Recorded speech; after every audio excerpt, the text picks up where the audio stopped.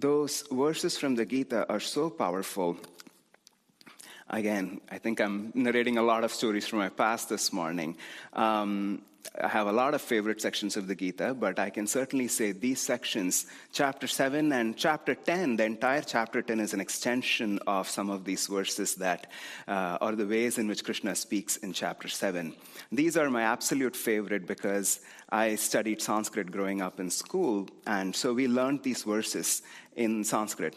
So there were no commentaries, there were no philosophical musings on what they all meant.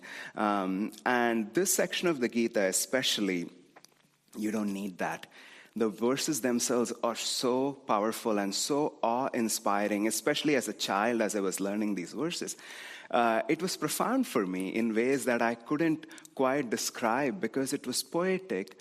It was helping me feel into something that perhaps I wouldn't necessarily be able to understand then or now. Just even to go back, I don't remember all the words that were being read.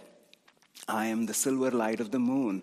I am the fluidity in water. I am the manliness in all men. In the glorious, I am their glory. In the victorious, I am their victory.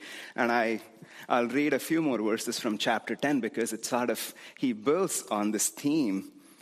And the entire chapter 10, I actually enjoy it even without commentary. I mean, Swami's commentary is, of course, spectacular.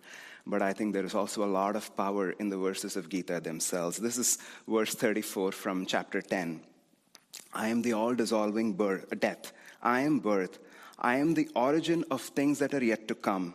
I am Mother Nature. I am fame. I am success. I am the illuminating power of speech, memory, intuitive discrimination.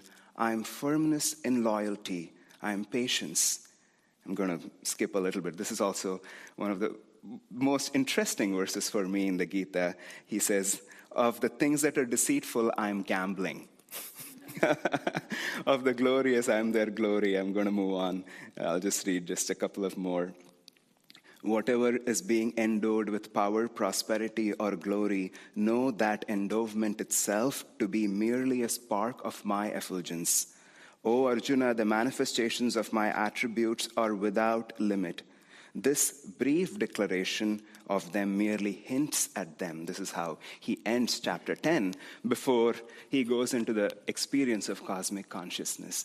And I love reciting the verses in Sanskrit and also reading the English meaning of these verses because, again, I don't know if it's just me or if it's true for everyone, but it puts me in touch with something that sort of lifts your heart up in an awe-inspiring way.